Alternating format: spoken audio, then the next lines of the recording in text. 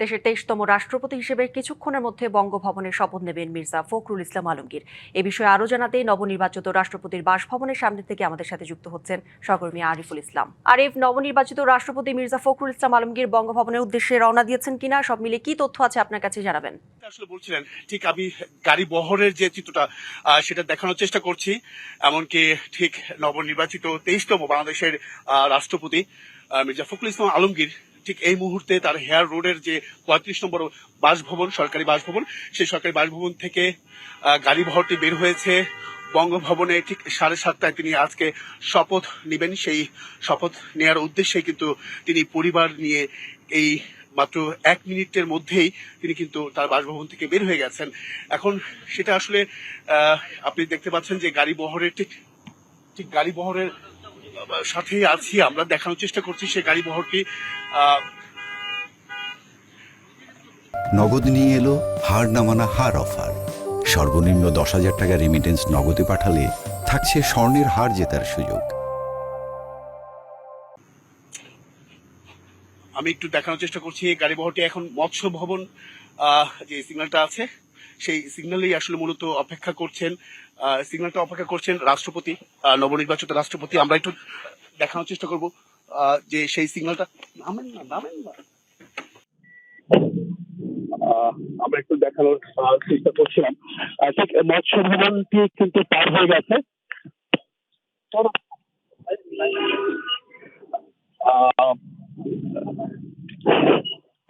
এই মুহূর্তে এখন যে গাড়ি বহরটি সেটা নবনির্বাচিত রাষ্ট্রপতি মির্জা ফখরুল ইসলাম আলমগীরের গাড়ি বহর।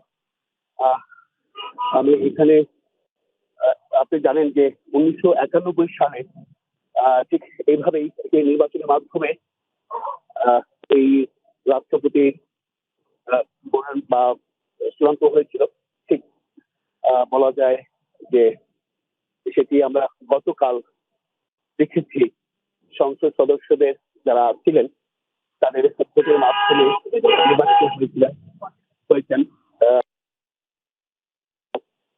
২৫৫টি ভোটের মাধ্যমে তিনি নির্বাচিত হয়েছেন।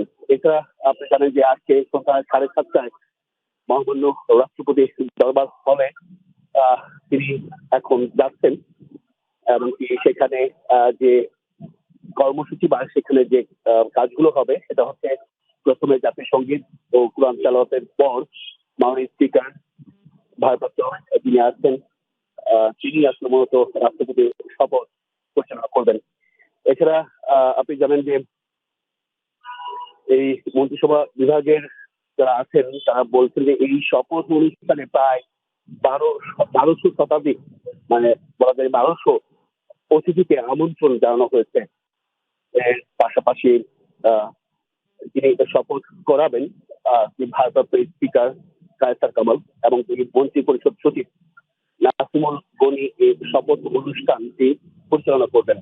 এছাড়া আরেকটি বিষয় জানিয়ে রাখি যে মহামান্য রাষ্ট্রপতির শপথ অনুষ্ঠানে সকল প্রস্তুতি কিন্তু সম্পন্ন হয়েছে। তবে একটি বিষয় পরিষ্কার নয় যে তিনি আজকে বঙ্গভবনে রাত্রি যাপন করবেন কিনা বা রাতে থাকবেন কিনা, বা তিনি এই হেয়ার রোডের যে বাসাটি আছে সেই বাসভবনে থাকবেন কিনা সেটা নিয়ে কিন্তু একটা ধোঁয়াশার মধ্যে রয়েছে। সেটা এখনো চূড়ান্ত হয়নি, দুঃখিত। আর বলা যায় যে আমি একটু বলতে চাই, আপনি জানেন যে গত ২৪ জুলাই রাষ্ট্রপতির পদ থেকে পদত্যাগ করেন আওয়ামী লীগের আমলে নির্বাচিত মোহাম্মদ শাহাবুদ্দিন। পদত্যাগের কারণে রাষ্ট্রপতি পদ শূন্য হলে ৯০ দিনের মধ্যে নতুন রাষ্ট্রপতি নির্বাচনের বাধ্যবাধকতা বলা শুরু। আমরা যাবো।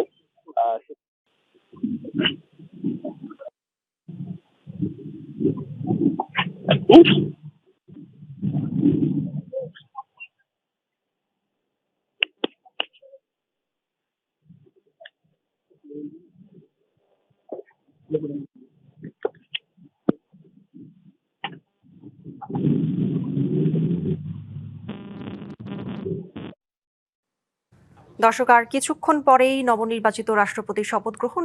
আমরা দেখেছি যে ইতোমধ্যেই তিনি তার সরকারি বাসভবন থেকে বের হয়েছেন। সেই গাড়িবহরের সাথে আছেন আমাদের সহকর্মী আরিফুল ইসলাম। তিনি জানাচ্ছিলেন তিনি যাচ্ছেন বঙ্গভবনের দিকে। দর্শক, আর আধ ঘন্টা পরে শুরু হবে রাষ্ট্রপতির শপথ গ্রহণ। ইতিমধ্যেই আমরা দেখেছি যে আমাদের আরেক সহকর্মী আনোয়ার হোসেন জানাচ্ছিলেন যে ইতিমধ্যেই বঙ্গভবনে অনেক অতিথি আসতে শুরু করেছেন এবং মির্জা ফখরুল ইসলাম আলমগীর বঙ্গভবনের উদ্দেশ্যে রওনা হয়েছেন। তিনি আর কিছুক্ষণের মধ্যেই বঙ্গভবন থেকে